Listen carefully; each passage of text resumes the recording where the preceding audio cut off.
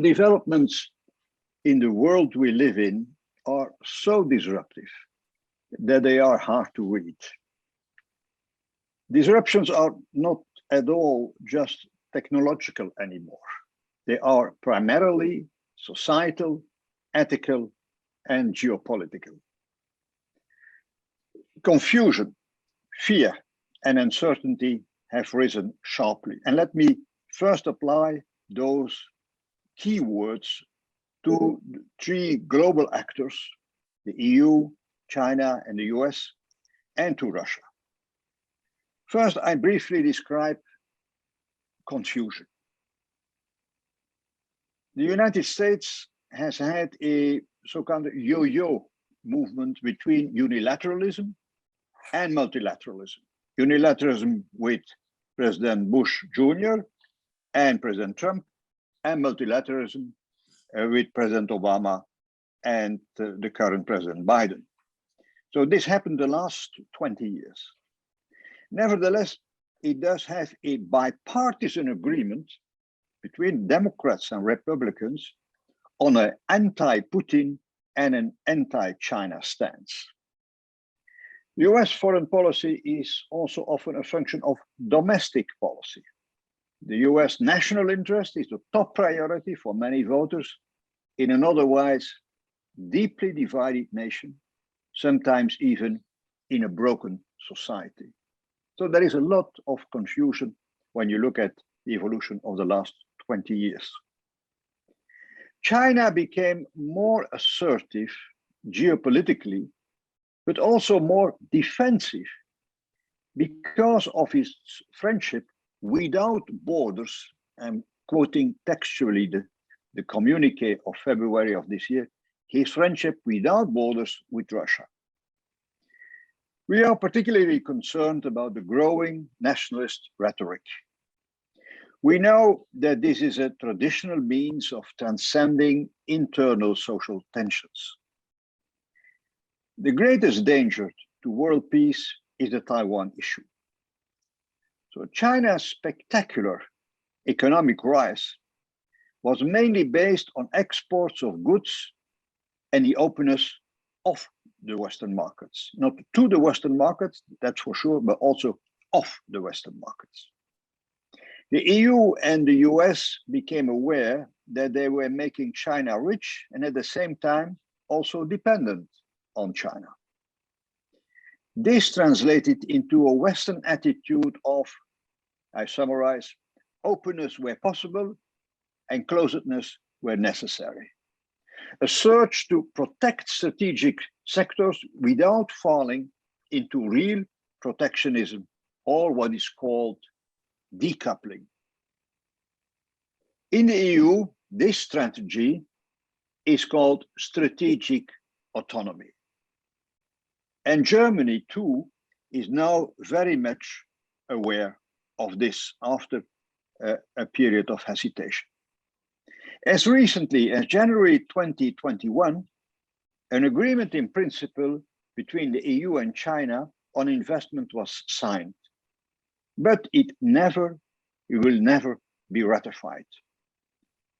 The war in Ukraine has reinforced this trend towards lesser global interdependence. China, for its part, has also opted for technological self-reliance. And in the US, something similar is happening. Trump waged a trade war against China, but also a trade war against the EU. And President Biden conducts a Buy America policy, which is met with resistance even in the European Union. So this strategic autonomy of the EU has counterparts in China and in the US. We are not in a generalized decoupling, but the peak of economic globalization is over. Nevertheless, and that is a paradox, trade between China and the EU continues to grow, albeit mainly through Chinese exports to Europe and much less in the opposite direction. It continues to grow. Even this year, the figures for the first 9 months were even spectacular. But the goods trade deficit alone, so the difference between exports and imports, for the European Union is a deficit of 237 billion euros. So when we speak about dependence, this shows how dependent we are. Nor does anyone believe anymore that trade will make countries like China and Russia more open and more peaceful. That succeeded, this strategy of making themselves more dependent from each other, that succeeded within the European Union, but apparently not globally. The economic rationality on which the European single market is based is being supplanted in other parts of the world by the primacy of politics. Power is more important than money. And disillusionment about all this is great in the European Union. And it took us time to de-intoxicate from this. Today, that naivety is over, the naivety that we can change things by trading with each other. Areas of cooperation with China are becoming scarcer. And hopefully, climate remains a world common good. But if there is distrust in many areas, then cooperation on climate will also become increasingly difficult. And the recent COP27 in Sharm el-Sheikh is a prime example of this. The EU's relationship with Russia already changed dramatically after the annexation of Crimea in 2014 and after the war in the Donbass since then. We shouldn't forget that already 30,000 people were killed between 2014 and the 24th of February of this year. 13,000. The war Russia unleashed in Ukraine made it a de facto enemy of the European Union. Before 2014, it was a strategic partner. We shouldn't forget that. The sanctions the West took isolated the country, is isolating the country technologically and financially. In some months, the EU freed itself almost totally from its dependence on Russian oil and gas, which, by the way, has risen, this dependency, even more after 2014, which was incomprehensible. Yet before 2014, the EU had helped Russia modernize its economy, including by allowing it to join the WTO. They were strategic partners until 2014. Russia is now on a course where the economy and energy serve the nationalist agenda. Everything was used politically, right down to food. National security is more important than the economy. That's their angle. I already talked about the primacy of politics. The government's grip on its own economy and society is also increasing. By the way, this is also the case in China. Allow me a more general reflection. Nationalism goes hand in hand with a strong state. Nationalism goes hand in hand with autocracy and populism. And both are on the rise. Most of all, nostalgic nationalism that brandishes the country's glorious past. Make it great again. Just yesterday, Prime Minister Orban waved a map of Greater Hungary from 100 years ago. But that is the most innocent example of this nostalgic nationalism. I come back to my point about Russia. The war and its cause have virtually eliminated Russia as a geopolitical actor, a role they could not claim economically, only 3% of the world economy. They could not claim economically for a long time. To survive economically, the country will become, I'm convinced of that, increasingly dependent on China, it will become an economic colony, as it were. The cleavage between Russia and the EU is also about values. The human person does not have the same unique meaning in Russia as with us. The human being is an instrument of the state, a number, the result of a division, 1 million divided by 1 million. That is also one, but it's not a unique one. It's just a number. The war is primarily about a country's sovereignty, not even its democratic institutions. For Russia, Ukraine is effectively not a country. It was and will be a part of Russia. That they entered into the war. In short, politics among global actors changed dramatically, and so did their underlying relationships. They are scarred by distrust. Any chance of harmony is gone for an extended period of time. By the way, the war in Ukraine is revitalizing the West, the NATO and the G7. So I spoke about confusion, and I give some examples, reading what's happening with the three global actors plus Russia. We also have great uncertainty and fear in the economic and social spheres. The 2008 financial crisis has brought the global economy within millimeters of implosion. And then came the Eurozone crisis that was an existential threat, not only to the currency, to the euro, but to the union itself. The 2-year pandemic was a huge external shock, like the war that followed. Fortunately, Western vaccines and much discipline from the population were able to put an end to it, but the doubts about the exit from COVID lasted for a very long time. Inflation, partly due to the war, created new uncertainties, besides the difficulties in energy supplies. People always long for stability, but they do not get it since the outbreak of the permanent crisis of 2008. In between, climate disasters occurred and an increasingly visible change in the climate. All these uncertainties come on top of a large social and personal uncertainty resulting from the individualization of our civilization. Social media also inflames people.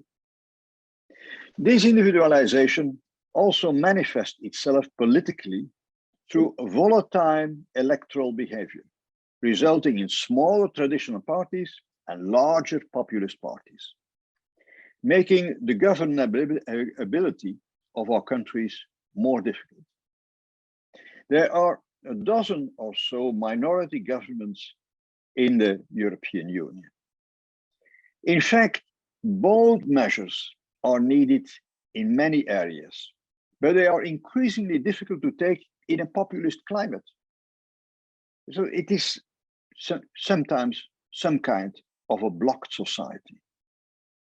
But with their backs against the wall, bold measures are nevertheless taken by governments. The facts themselves obliges governments to act forcefully, such as during the pandemic and on energy. On the budgetary front, however, we are taking huge risks for the future.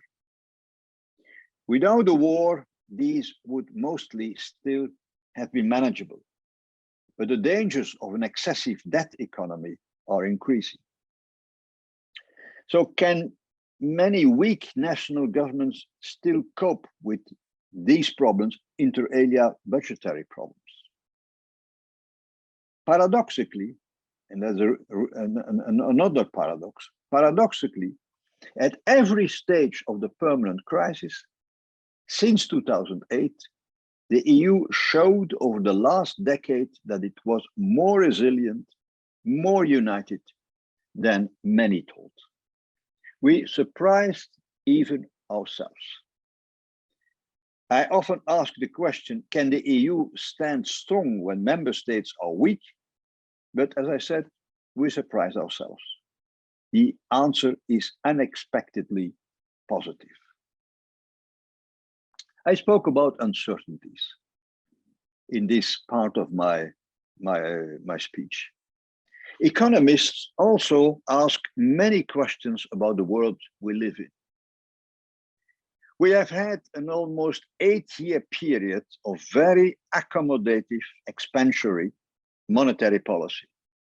And yet with unprecedented low nominal interest rates and very low inflation. Never seen the last decades and even the last century. Even today, the real interest rates, so after deducting inflation, are still low. The main cause of today's inflation, in my view, in the Eurozone, I'm not speaking about the United States, in the Eurozone, is the rise in energy and food prices. It's more to do with supply than with demand.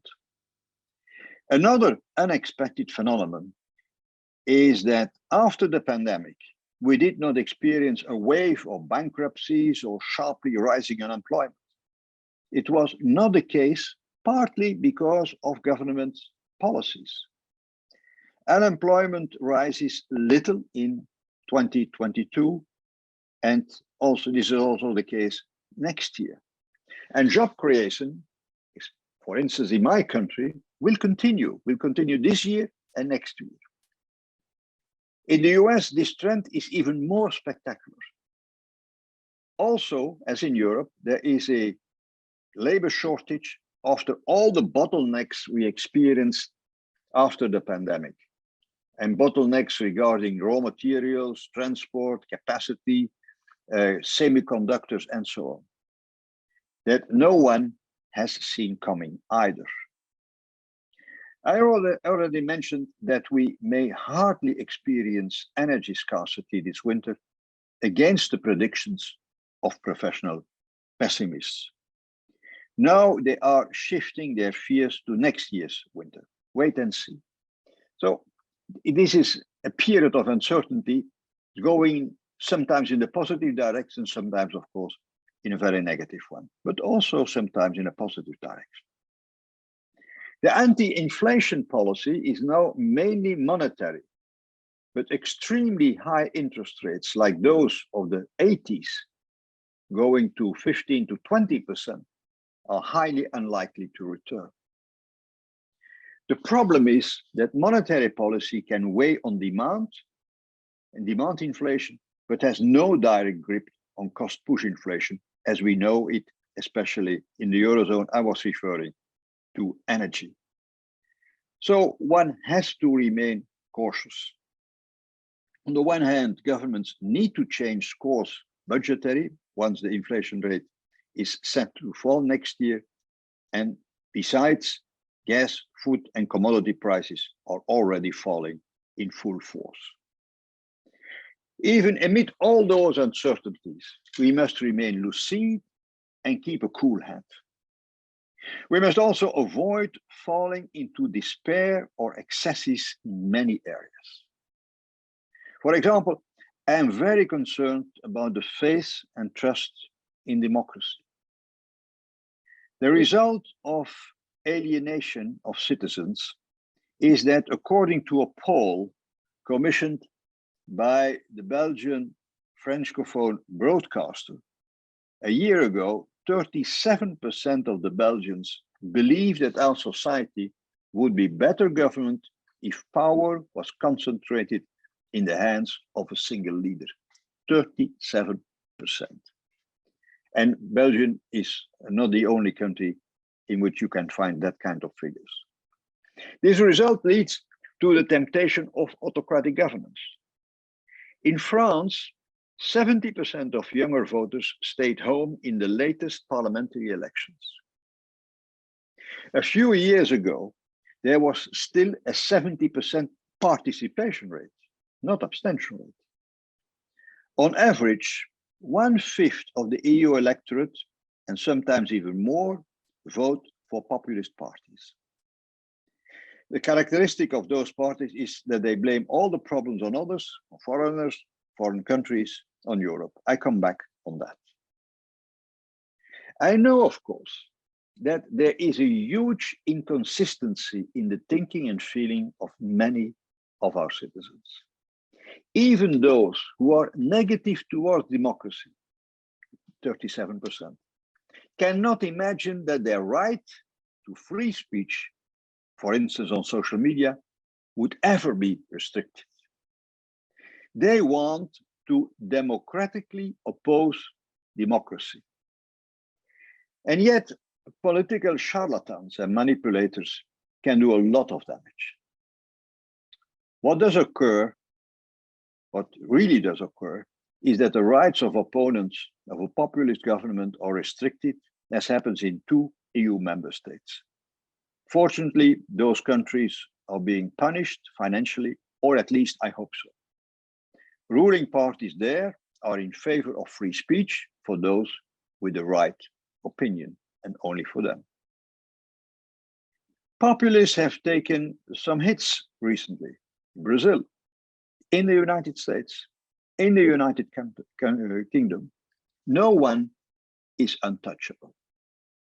Volatility also affects populists. We shouldn't forget that.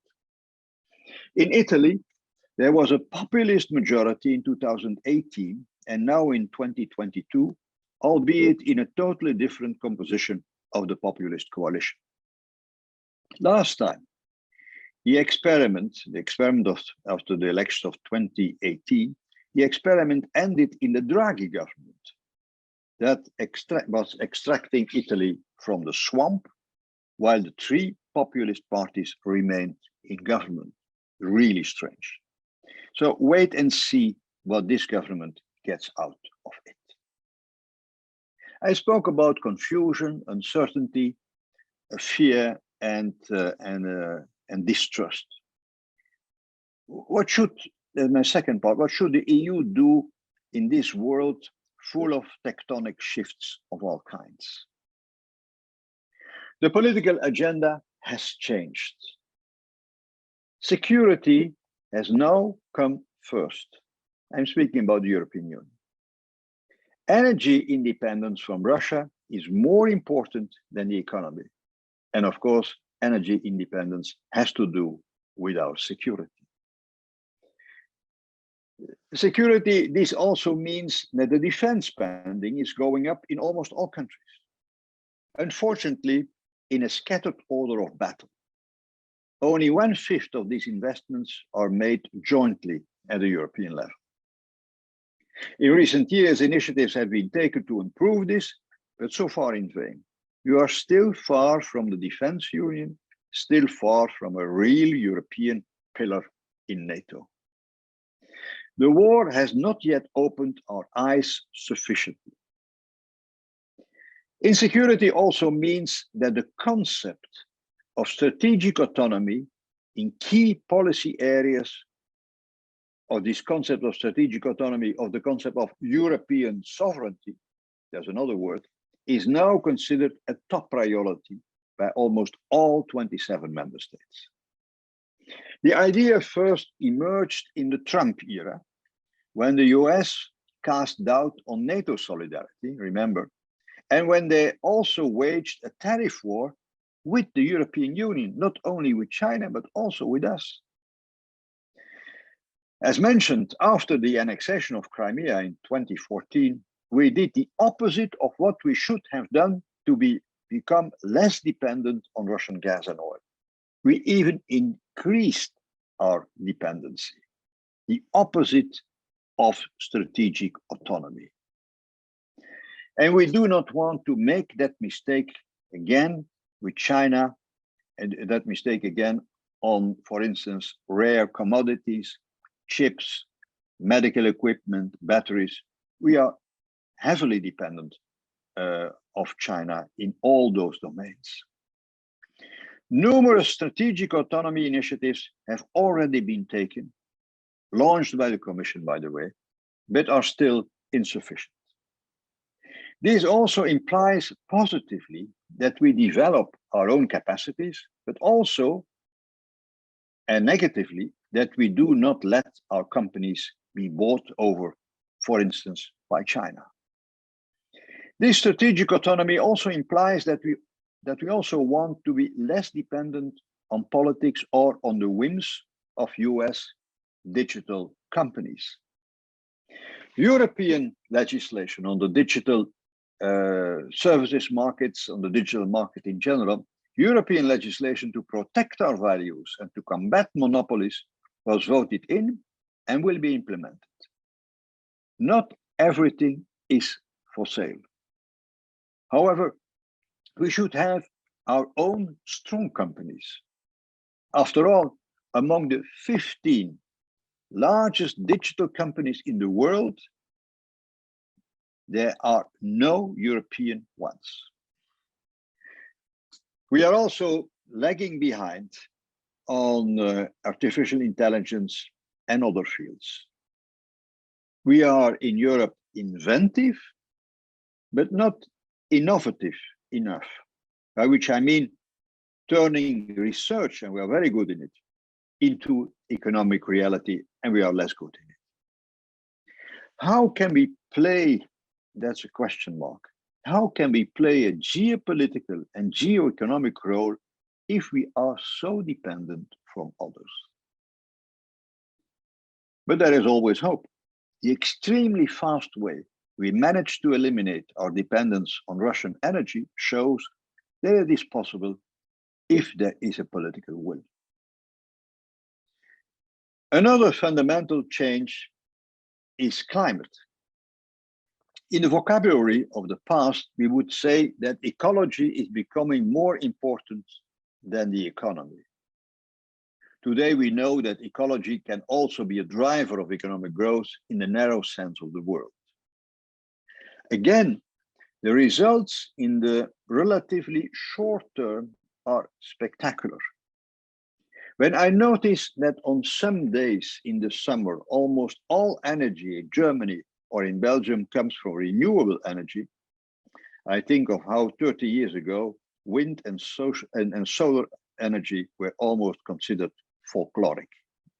So there's a dramatic change. By 2035, all new cars in the EU will de facto have to be fully electric. In my region, even by 2029. Whether hybrid cars can still be sold will not be decided until 2026. We'll see. We will see if we make it in 2035, but the goal is set. It's a long way to go. I'm emphasizing this example. Today, e-vehicles are still a small minority. Full electric cars represent 1% of all personal vehicles in Belgium in 2022. If one includes the hybrid cars, the relative share is only 7.5%. So in 2035, we have every new car has to be a car that is fully electric. By 2030, the EU will emit 57% less than in 1990. When I chaired the European Council, we thought we were very ambitious with a target of minus 40% greenhouse gas emissions minus 40% by 2030.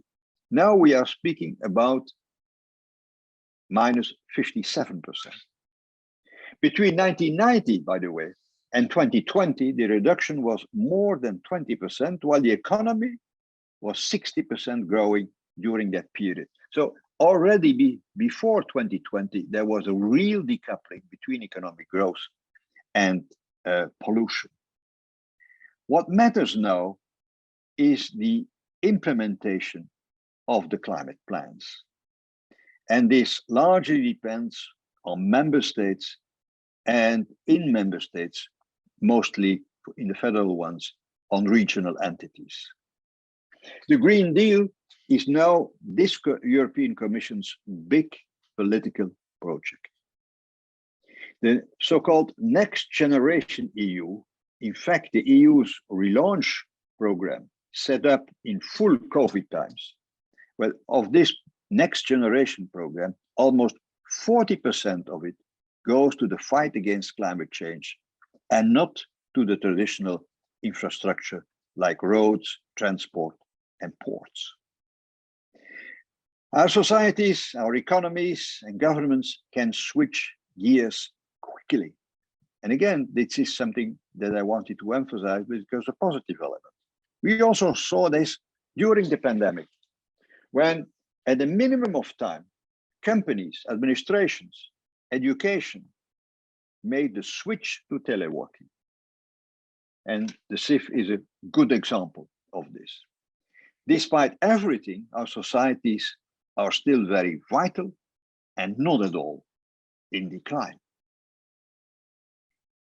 It is evident that the EU alone cannot stop global warming.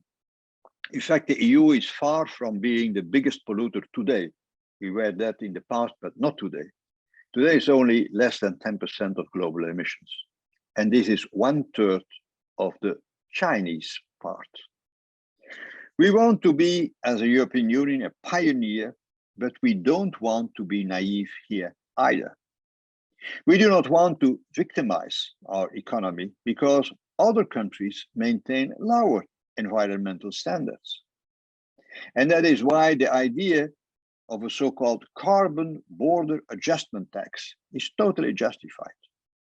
This tax, if it is introduced, will also force countries outside the EU to decarbonize.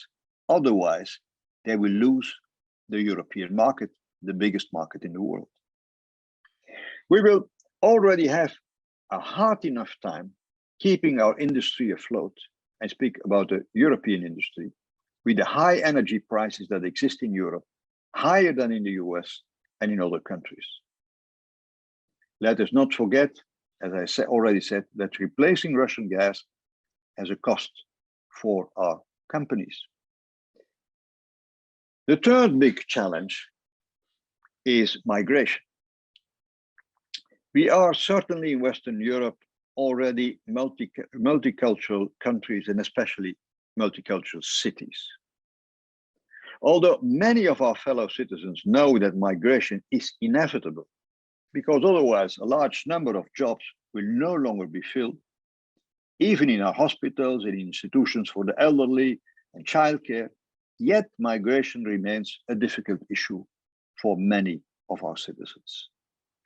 It has to do with the fear of losing one's identity, even if that concept is not easily definable. It has to do with the fear of ever being a minority in one's own country. How open does one want to be to others? Question. All this is also related to the degree of integration in our societies. That fright of migration has to do also with the uncontrolled nature of some migration flows. That was certainly the fear during the 2015-2016 refugee crisis. In addition, terrorism has scared people and fueled racism, of course, with the help of populists. Demographics play against Europe. On the one hand, a shrinking population. Large countries in the Union will shrink by 1/3 by the end of this century. And on the other hand, the demographic explosion in Africa, with the possibility that the population there could then be almost 4 times what it is today. Could be, according to some projections, around 4 billion. Today it's 1.2. Moreover, the poorest continent is the hardest hit by climate change. Africa is our neighbor. Europe is the first destination. EU countries are totally divided on migration. There is unfortunately almost no solidarity between member states. The Schengen zone was not designed before this phenomenon of mass migration existed. But we saved the Schengen zone until now. The only thing the 27 more or less agree on is the protection of external borders on Fortress Europe. However, the Mediterranean is almost impossible to control without cooperation from the other riparian countries, with the other neighboring countries around the Mediterranean.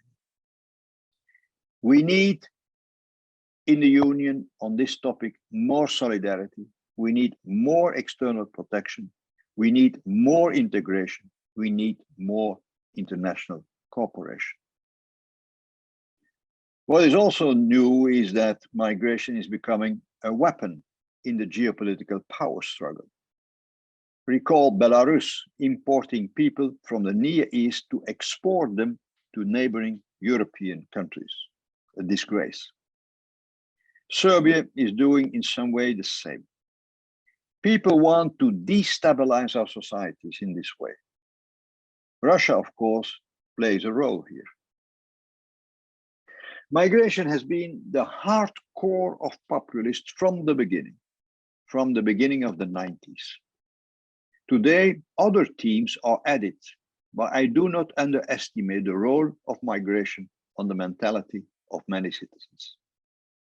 Migration is the topic where we have drawn too few lessons from a crisis like that of 2015-2016. And it is not only Central Europe that is responsible for this. Dear students, may I remind you that the narrow majority for Brexit in 2016 was due to the refugee crisis. Today, the UK is begging for migration to deal with labor shortages also in the healthcare sector. Migration is one of the reasons also for the income inequalities in our countries. These inequalities are one aspect of this migration is one aspect of globalization.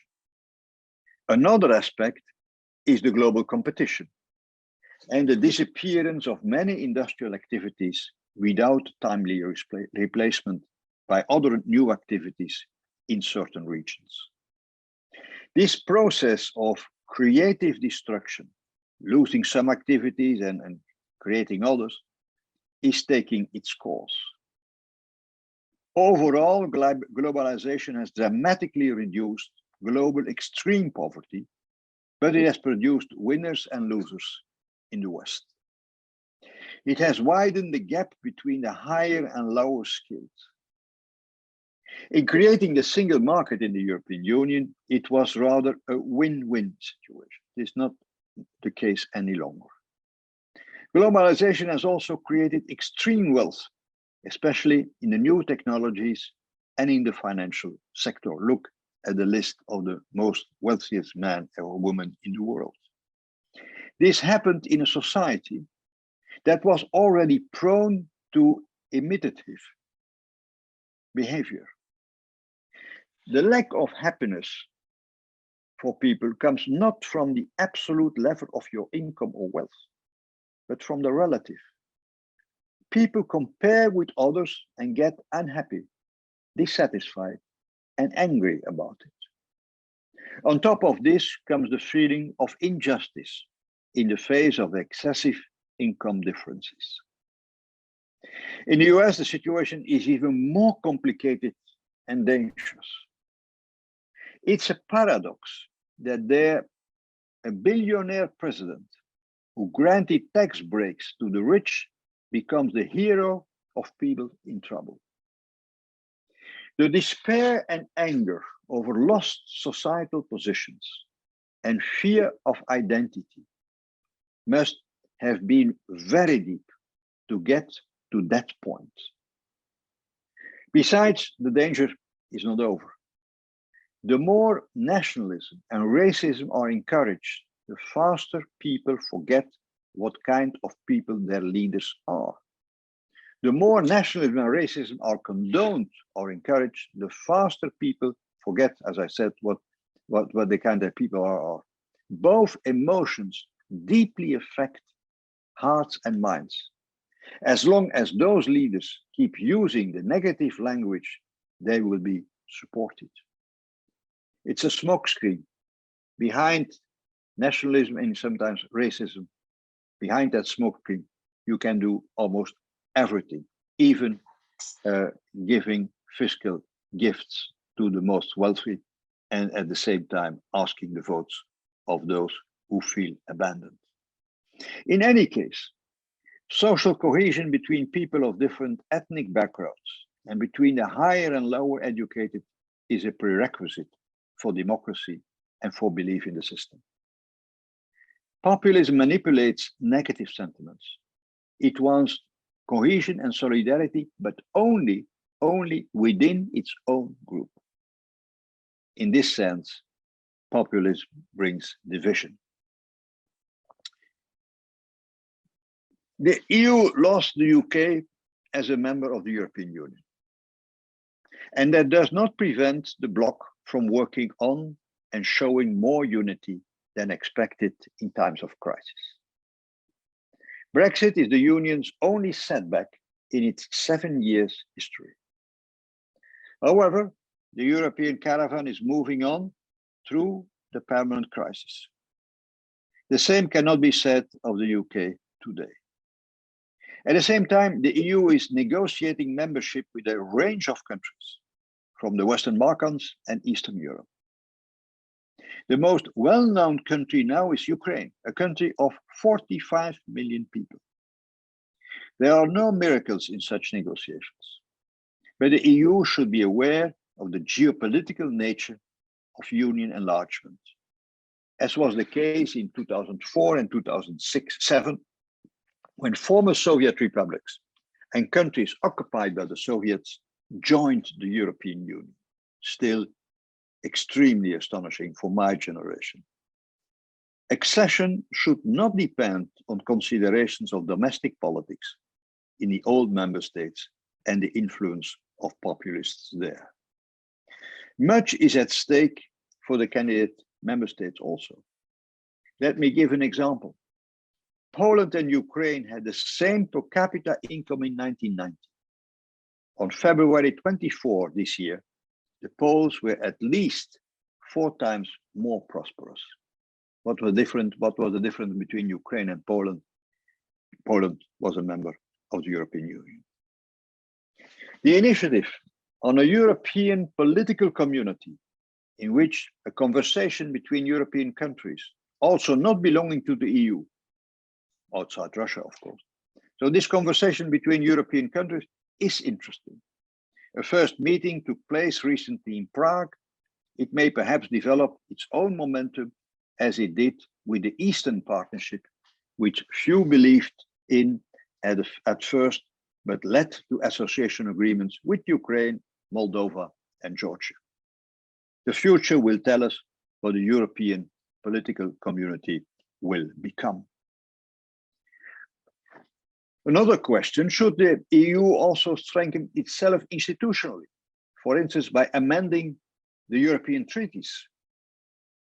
There are, of course, articles in the treaties that could be improved, that would make the unanimity rule, as you know that we have to decide in most of the cases unanimously, that make the unanimity rule less necessary, or that would give the Union more powers, for instance, on energy. And we see what the consequences are of a lack of European energy policy. In general, I do not think a new kind of treaty is needed. Besides, there is no consensus on this between and within our member states.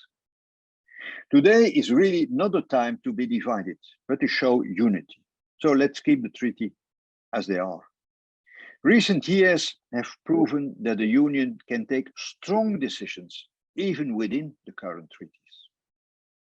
All this does not prevent further reflection on strengthening European democracy, as demonstrated by the Conference on the Future of Europe, which was an exercise in deliberative democracy with the participation of citizens.